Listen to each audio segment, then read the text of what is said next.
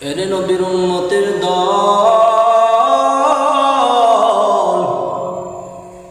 কিসের বাহাদুরি করো? যেই জমিনের উপরে তুমি বাহাদুরি করতেছ এই জমিন কিন্তু তোমার না। এই জমিন আমার মাওলা, আমার মাওলার সামনে দাঁড়াইতে হবে, যাইতে হবে রে দোস্তু। ওই মাওলার সামনে দাঁড়াইলে তখন তোমার কি হবে একটু চিন্তা করে দেখো। এরে যুবক ভাই, তুমি গুনাহ করে ফেলেছো, আমার মাওলার কাছে মাফ চাও। দেখবা আমার মাওলা বড় রহমান, আমার মাওলা বড় রহিম। আমার মাওলার কাছে মাফ চাইলে মাফ পাওয়া যায়। আরে নবীর উম্মতের দল, তুমি কত গুনাহ করেছো যে মাওলার কাছে মাফ চাইলে পাবা না? হতাশ হইও না, হতাশ হইও না। আমার মাওলার কাছে মাফ চাও, দেখবা আমার মাওলা তোমাকে মাফ করে দিবে। এরে যুবক ভাই, তুমি কেমন গুনাহ করেছো? ওই মদিনার যুবকের মতো তো আর গুনাহ করো নাই। ওই মদিনার যুবক গুনাহ করেছে, হাউমাউ করে চিৎকার। খলিফা ওমর নবীর দরবারে যায় কথা বলার জন্য, নবীর সাথে সাক্ষাৎ করার জন্য যায়। পথের মধ্যে এক যুবক হাউমাউ করে কান্না করে। যুবককে ডাক দিয়ে বলে, যুবক কান্না করো কেন? যুবক কিছু বলে না, যুবক কান্না করে হাউমাউ করে চিৎকার। কিছু কিছু সময় কান্না করলে দেখবান কেউ যদি কান্না করে, ওই কান্না দেখেও একজন কান্না করে দেয়। কথা বলেন ঠিক কিনা? এর নবীর উম্মতের দল, যুবকের কান্না দেখে খলিফা ওমর কান্না করে। কান্না করতে করতে খলিফা ওমর আমার মাওলার নবী, মাওলার বন্ধুর দরবারে যায়। যাওয়ার পরে বলতেছে, ওগো পয়গম্বর, পথের মধ্যে এক যুবক দেখি কান্না করে, শুধু কান্না করে। যুবককে বললাম, কিসের জন্য তুমি কান্না করো? যুবক কিছু বলে না। আমার নবী পয়গম্বর নবী সাল্লাল্লাহু আলাইহি ওয়াসাল্লাম দেখি ওমর কান্না করে। আরে ওমর তো কান্না করার মতো সাহাবী না, ওমর তো রাগী সাহাবী, কান্না করার মতো সাহাবী না। ওমর কান্না করতেছে দেখি যুবকটাকে ডেকে আনো। যুবকটা কিসের জন্য কান্না করে? যুবককে ডাকিয়ে আনছে, আনার পরে বলতেছে, যুবক কিসের জন্য তুমি কান্না করো গো? ওই যুবক ডাক দিয়ে বলে, আমার নবী, আমি বড় গুনাহ করে ফেলেছি, আমি বড় নাফরমানি করে ফেলেছি। আমার মাওলা আমাকে মাফ করবে না, মাফ করবে না। যুবকটাকে ডাক দিয়ে বলে, যুবক হতাশ হইও না, বলো কি গুনাহ করেছো? যুবক শুধু বলে যে আমি বড় গুনাহ করে ফেলছি, আমি মনে হয় আমার মাওলার কাছে মাফ পাবো না, মার্জনা পাবো না। বলে, তুমি কি গুনাহ করেছো আমার কাছে বলো, কি গুনাহ করেছো? যুবক বলতে চাই না। যুবককে বলে, তুমি কত বড় গুনাহ করেছো? তোমার গুনাহ কি আমার মাওলার আরশ থেকেও বড়? যুবক বলে, হে আপনার মাওলার আরশ থেকে আমার গুনাহ বড়। যুবকটাকে ডাকতে বলে, যুবক তোমার গুনাহ কি আমার মাওলার কুরসি থেকে বড়? যুবক বলে যে আমার মাওলার কুরসির চেয়েও মনে হয় আমার গুনাহ বড়, আমার মাওলা মনে হয় আমি মাফ পাবো না। তখন বলতেছে যুবক তুমি বলো দেখি তুমি কি গুনাহ করেছো? যুবক ডাকতে বলে ওগো আমার পয়গম্বর, আমি অনেকদিন যাবত আমি যখন লাশ যখন কবরে দাফন করে ওই লাশের কাফন আমি লাশ যখন মানুষ দাফন করে যায় তার একদিন দুই দিন পর আমি ওই লাশ ওই কবর খনন করি রাত্রেবেলা, গভীর রাত্রিবেলা আমি ওই লাশের কবর খনন করি, খনন করে করে করে আমি ওই লাশের যে কাফনের কাপড় আছে কাফনের কাপড়টা আমি চুরি করে বিক্রি করি, আমার জীবিকা নির্বাহ করি। বলে হে তুমি কাফনের কাপড় তুমি চুরি করে করে করে তুমি বাজারে নিয়ে যা বিক্রি করে মার্কেটে বিক্রি করে তোমার জীবিকা নির্বাহ করো। বলে শুধু তাই নয়, তাই নয়, ওগো আমার পয়গম্বর শুনেন আমার গুনাহ কত বড়। আমি একদিন নয় দুই দিন নয় এভাবে প্রত্যেকটা দিন আমি লাশের কাফনের কাফন চুরি করে করে আমি বাজারে বিক্রি করি। হঠাৎ করে মদিনার এক যুবতী নারী মারা গেল, মৃত্যুবরণ করলো। ওই যুবতী নারীর কবরস্থ করা হলো। ওই যুবতী নারীর জন্য কত যুবক পাগল ছিল রে।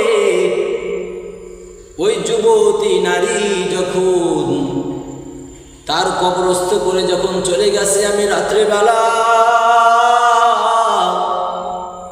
একজন মানুষ নাই, আমি রাত্রেবেলা গভীর রাতে ওই কবর খনন করে করে আমি ওই লাশের কাফনের কাপড় আমি যখন চুরি করব, লাশ থেকে যখন আমি কাফনের কাপড় টান দিয়েছি, কাফনের কাপড় টান দেওয়া মাত্রই যখন আমি কাফনের কাপড় নেওয়া হয়েছে আমি চলে আসতেছিলাম, আসার সময় আমার হঠাৎ করে আমাকে শয়তান ধোঁকা দিয়ে ফেললো।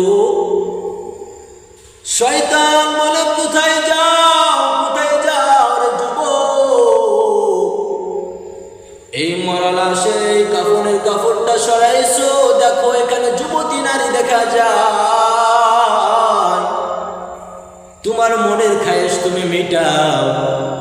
যখন ওই যুবতী নারীর দিকে আলো দিয়েছে দেখে একটা যুবতী নারী, ওই যুবতী নারীকে দেখে সহ্য করতে না পেরে শয়তানের ধোঁকায় পড়ে আমি ওই যুবতী নারীর সাথে এক পর্যায়ে আমি সেক্স করেছি, আমি জিনা করেছি।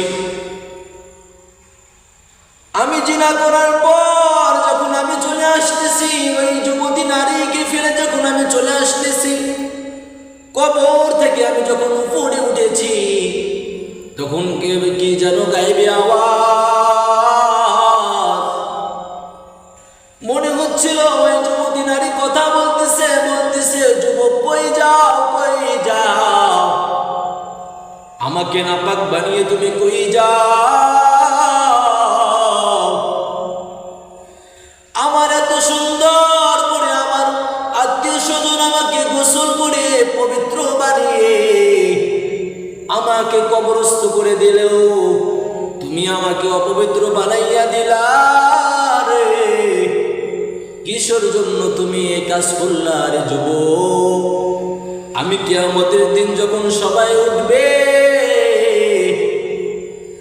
সবাই পবিত্র অবস্থায় উঠবে, আমি নাপাকি থাকবো, আমি অপবিত্র থাকবো, আমাকে এত লাশের সামনে কিসের জন্য তুমি জিনা করলা?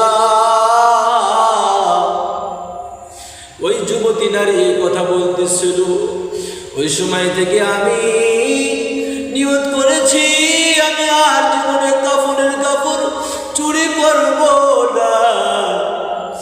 আমার মাওলা যদি আমার এই গুনাহ মাফ না করে আমি কই যাব গো?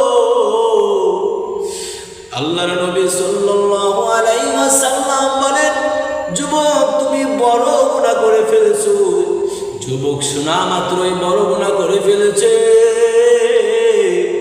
যুবক শোনা মাত্রই যুবক দৌড়িয়ে দৌড়িয়ে চলে গেল পাহাড়ের উপরে। পাহাড়ের উপরে যাইয়া যুবক শুধু কান্না করে, সাইয়্যিদুল ইস্তিগফার পড়ে। সাইয়্যিদুল ইস্তিগফারের মতো বড় দোয়া করতে লাগলো, আমার মাওলা আমাকে তুমি মাফ করে দাও, আমি বড় গুনাহ করে ফেলেছি মাওলা, তুমি ছাড়া তো আর কেউই নাই মাওলা, আমাকে কে মাফ করবে মাওলা, তুমি ছাড়া তো আমার কেউই নাই, মাফ করানিওয়ালা কেউই নাই, আমি কার কাছে যাব, কার কাছে মাফ চাইব? মাফ চাওয়ার মতো কোনো জায়গা নাই, তুমি তো আমার মাওলা, তুমি তো আরশের মালিক গো, তুমি তো এই জমিনের মালিক, তুমি তো আমাকে সৃষ্টি করেছো, আমাকে তৈরি করেছো, তুমি যদি আমাকে মাফ না করো আমি কার কাছে যাব? যুবক কান্না করে শুধু চোখের পানি ফেলায় ফেলায় কান্না করে, একদিন নয়, 2 দিন নয়, 40 দিন কান্না। হঠাৎ করে জিবরাইল আলাইহিস সালাতু ওয়াস সালামকে আল্লাহ পাঠাইয়া দিয়েছে। জিবরাইল আলাইহিস সালাতু ওয়াস সালাম আল্লাহর নবী সাল্লাল্লাহু আলাইহি ওয়াসাল্লামের সামনে আসলেন। ওহী নিয়ে আসার পরে বলতেছে, আমার মাওলা আপনাকে 2টা প্রশ্ন করতে বলছি। 1 নাম্বার প্রশ্ন, আসমান কে বানাইছে, জমিন কে বানাইছে, এর পরিচালনার দায়িত্ব কে নিয়েছে? পয়গম্বর আরবি সাল্লাল্লাহু আলাইহি ওয়াসাল্লাম বলেন, আমার মাওলা বানাইছে। বলে আসমান এবং জমিনের ভিতরে যত মাখলুক আল্লাহ দিয়েছে, সমস্ত মাখলুকের রিজিকের রিজিকের ব্যবস্থা কে রেখেছে? বলে আল্লাহ রেখেছে। তাহলে আমার মাওলা যদি প্রত্যেকটা মাখলুকের রিজিকের ব্যবস্থা করেন, ওই মাওলা কি মাফ করে দিতে পারেন না? ওই মাওলা কি বান্দাকে মাফ করতে পারেন না? বলে হ্যাঁ অবশ্যই পারেন, আমার মাওলা বড় রহমান, বড় রহিম, বড় দয়ালুর সাগর, মাফ করতে পারে। বলে যান আপনার সাহাবীকে পাঠিয়ে দিয়ে বলেন ওই যুবককে বলতে, ওই যুবককে আল্লাহ রাব্বুল আলামিন মাফ করে দিয়েছে। বলেন আল্লাহু আকবার। যান আপনার সাহাবীকে পাঠিয়ে দিয়ে বলেন, ওরে যুবক তুমি আর কান্না করার দরকার নাই, তোমাকে মাওলা মাফ করে দিয়েছে। রে যুবক কি শুনলা, কি বুঝলা বলো? আমার মাওলা তোমার গুনাহ যত বড়, তার থেকে বড় আমার মাওলা রহমান রহিম। তোমার গুনাহ কত বড় হয়েছে, আমার মাওলার আরশের চেয়ে তো বড় হয় নাই। আমার মাওলার আরশের সমান যদি গুনাহ তোমার হয়, আমার মাওলা মাফ করে দিবেন, মাফ করে দিবেন, মাফ করে দিবেন। যুবক তুমি হতাশ হও না, আসো তওবা করো, ফিরে আসো, ফিরে আসো আল্লাহর দিকে, ফিরে আসো নবীর দিকে, নবীর সুন্নতকে আঁকড়ে ধরো, আমার মাওলার গোলামি করো। আল্লাহ পাক রব্বুল আলামিন কুরআনের মধ্যে আয়াত নাযিল করে দিয়ে বলেন, ইয়া আইয়ুহাল্লাযীনা আমানুত্তাকুল্লাহ হাক্কা তুকাতিহি ওয়া লা তামুতুন্না ইল্লা ওয়া আনতুম মুসলিমুন। বলেন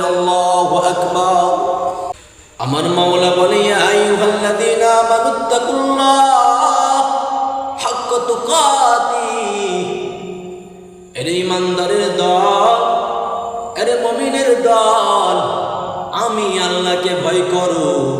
কেমন ভয় করব? হাক্কা তুকাতিহি ওয়ালা তামুতুন্না, এমন ভয় করো যা আসলে ভয়, সত্যিকারের ভয় করো, ভয় করার মতো ভয় করো। ওয়ালা তামুতুন্না ইল্লা ওয়া আনতুম মুসলিমুন, পরিপূর্ণ মুসলিম না হয়ে, মুসলমান না হয়ে কবরে আইসো না। পরিপূর্ণ মুসলমান না হয়ে কবরে আইসো না। আমি উর্দুতে আয়াতের তরজমা পড়েছি, মুসলমান হে মুসলমান গুণ, আল্লাহ সে ডরো, আল্লাহকে ভয় করো। ऐसा डरना जो आके डरना है, এমন ভয় করো যা আসলে ভয়। मगर उस हालत में के इस्लाम पर साबित कदम रहो, কিন্তু এমন অবস্থায় তুমি দুনিয়া থেকে যাও যে তুমি ইসলামের উপর পরিপূর্ণ অটল আছো, ইসলামের উপর আছো, অর্থাৎ মুসলমান হয়ে আছো। আমার মাওলা বললেও মুসলমান না হয়ে কবরে আসিও না। আসলে কি হবে? ওই কবরটা জাহান্নামের আগুন হয়ে যাবে। এর যুবক ভাই, আও হুফরাতিন মিন হুফারিন নার, কবরটা কারো কারো জন্য জান্নাতের বাগান, আবার কারো কারো জন্য জাহান্নামের গর্ত হয়ে যাবে রে বাবা। ওই কবরের মধ্যে যাইতে হবে, কবরের চিন্তা করো। ওই কবরের মধ্যে কি হালত হবে রে দোস্ত? ওই কবরের মধ্যে যখন তোমার আমলনামা ঠিক থাকবে না, কবরের মধ্যে মুরগান নাকি যখন প্রশ্ন করবে, প্রশ্নের জবাব যখন তুমি দিতে পারবা না, ওই কবরটা হয়ে যাবে জাহান্নামের আগুন। ওই কবরের মধ্যে 70 থেকে 99টা সাপ আসবে, দংশন করবে।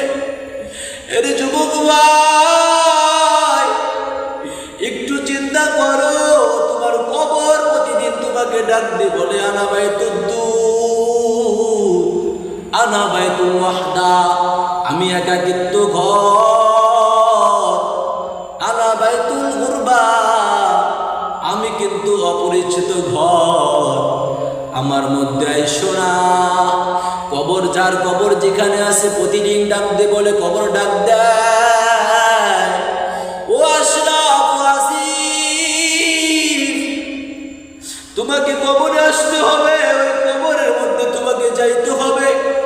আমি কিন্তু অপরিচিত ঘর, আমি কিন্তু একাকী ঘর, আমি কিন্তু অন্ধকার ঘর, আমার এখানে আসতে হয় না, আমল নিয়ে আইসো।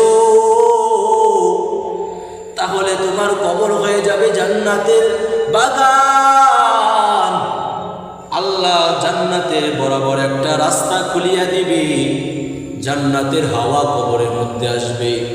এর যুবক ভাই, একটু চিন্তা করো, ওই কবরটা যদি জাহান্নামের আগুন হয়ে যায়, ওই কবরটা যদি জাহান্নামের টুকরা যদি হয়ে যায়, ওই কবরের মধ্যে থেকে দুই পার্শ্বের মাটির চাপ,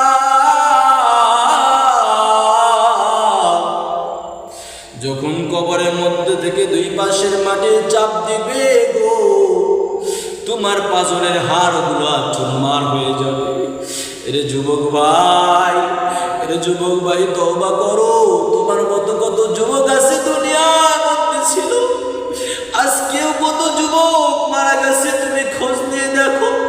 এমন কোনো দিন নাই যুবকের মৃত্যুর খবর নাই।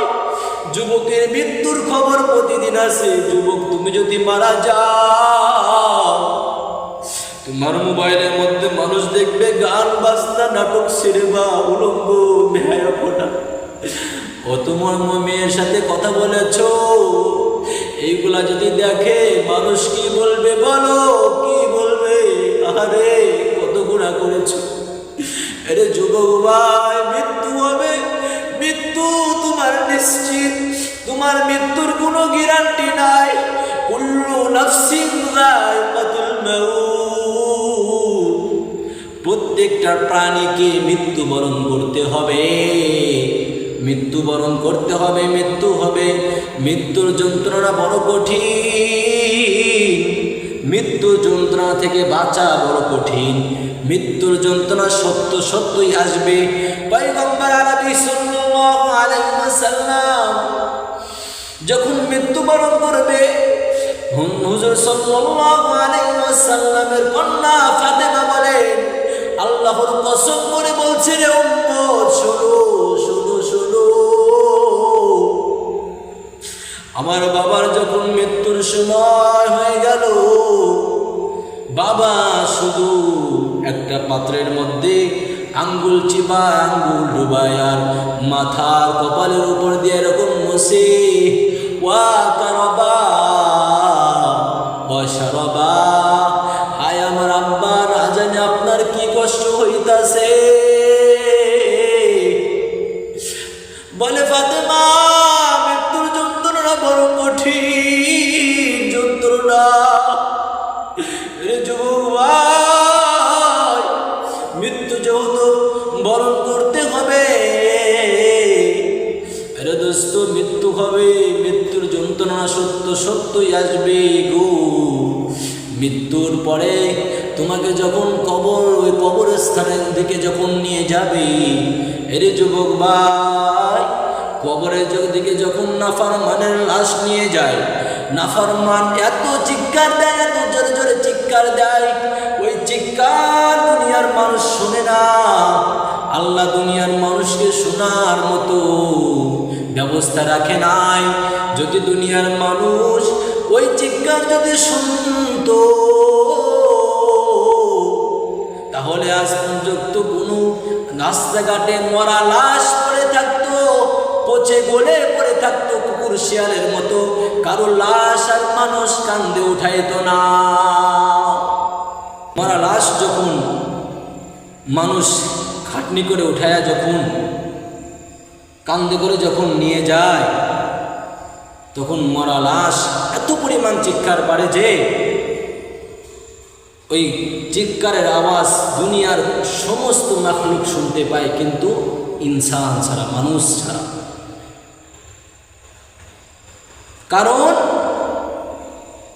ওই যদি চিৎকার মারে, কবরের লাশ যদি আওয়াজ যদি শুনতে পাইতো মানুষ, তাহলে আর কবরের দিকে মানুষকে নিত না। মৃত ব্যক্তির আওয়াজ যদি মানুষ শুনতে পাইত, কান্দে উঠানোর পরে যদি চিৎকার দেয়, এরে যুবক ভাই, আল্লাহকে ভয় করো, ভয় করার মতো ভয় করো।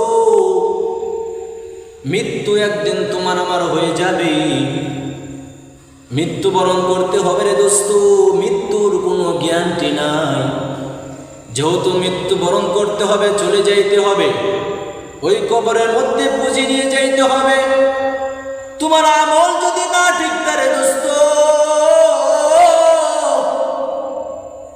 কবরের মধ্যে যদি আমল না নিয়ে কবরে যাও, তাহলে ওই কবরটা জাহান্নামের টুকরা হয়ে যাবে, জাহান্নামের আগুন। দুনিয়ার মুমিনের মধ্যে, মুমিনের জন্য প্রথম ঘাঁটি হচ্ছে কবর। ওই কবরের মধ্যে যদি কোনো মুমিন পার পেয়ে যায়, সমস্ত জায়গায় পার পেয়ে যাবে। আর মুমিন যদি কবরস্থানের মধ্যে থেকে, কবর থেকে যদি পার না পায়, কবরের প্রথম ঘাটিতে যদি থেকে যায়, সমস্ত ঘাটিতে থেকে যাবে। এরে দোস্ত, কবরের মধ্যে যাইতে হইলে কি পুঁজি নিয়ে যাইতে হবে? 5 ওয়াক্ত নামাজ পড়ব, চগলখিরি করব না, মানুষের পরনিন্দা করব না, মানুষের ফসল নষ্ট করব না, মানুষের হক নষ্ট করব না, মানুষকে দান দেব, মানুষকে উচ্চ মর্যাদায় রাখবো, মানুষকে সম্মান করব, বড়দেরকে সম্মান করব, ছোটদেরকে স্নেহ করব।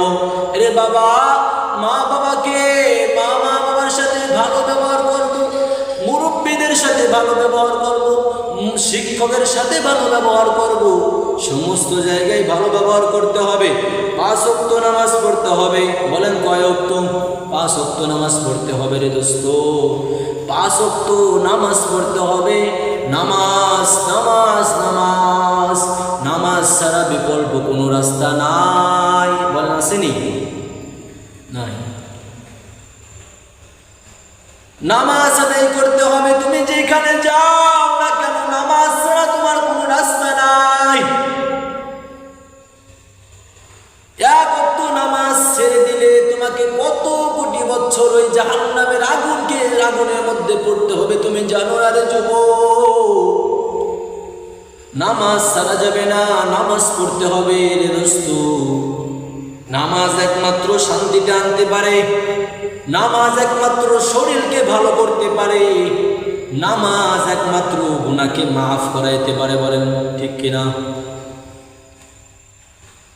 আল্লাহর নবী সাল্লাল্লাহু আলাইহি ওয়াসাল্লাম বলেন, ও সাহাবীরা শুনে নাও, কোন বান্দা যদি ফজরের নামাজ আদায় করে, ফজরের নামাজ পরিপূর্ণভাবে আদায় করার পরে জোহর পর্যন্ত যদি কোনো বান্দা গুনাহ করে ফেলে, জোহরের নামাজ আদায় করার সঙ্গে সঙ্গে ওই ফজরের পরের যে পর থেকে জোহর পর্যন্ত যদি কোনো গুনাহ হয়ে যায়, আমার মাওলা নাকি ওই জোহর পর্যন্ত, ফজর থেকে জোহর পর্যন্ত যত গুনাহ হয়ে যায় আমার মাওলা মাফ করে দেয়। সুবহানাল্লাহ। আবার কোন বান্দা যখন জোহরের নামাজ পরিপূর্ণভাবে আদায় করে, আসর পর্যন্ত, আসরের নামাজের আগ পর্যন্ত, আসরের নামাজ জোহরের নামাজ আদায় করার পর থেকে আসর পর্যন্ত, আসরের নামাজ যখন পড়তে আসে, আসরের নামাজ পড়তে দেরি, জোহর থেকে আসর পর্যন্ত যে গুনাহ করেছে মাওলা মাফ করতে দেরি হয় না। এইভাবে 5 ওয়াক্ত নামাজ যদি কেউ আদায় করে, তার কি গুনাহ থাকবে? থাকার কোনো চান্স নাই। ওয়াতেব দোস্ত, নামাজে আসো, নামাজ পড়ো, নামাজ ছাড়া কোনো বিকল্প রাস্তা নাই। আলা রাসূলুল্লাহ সাল্লাল্লাহু আলাইহি ওয়াসাল্লাম, মিফতাহুল জান্নাতিস সালাহ, নামাজ বেহেশতের চাবি। নামাজ আদায় করবা, বেহেশতের চাবি পাইবা। নামাজ আদায় করবে না, বেহেশতের চাবি পাইবা না। চাবি যদি না থাকে রে দোস্ত, দুনিয়ার মানুষের তালা ফাঁকি দিয়ে খোলা যায়, কিন্তু আমার মাওলার ওই বেহেশতের চাবি এমন তালা লাগাইবে, তুমি চাবি ছাড়া খোলার মতো তোমার কোনো রাস্তা নাই। তুমি যে চাবি ঢুকাও না কেন ওইখানে আর ফরমালিন যতই চাবি, নকল চাবি ঢুকাও না কেন, খোলা কি সম্ভব? সম্ভব না। قال رسول الله صلى الله عليه وسلم أول ما يحاسب به العبد يوم القيامة الصلاة,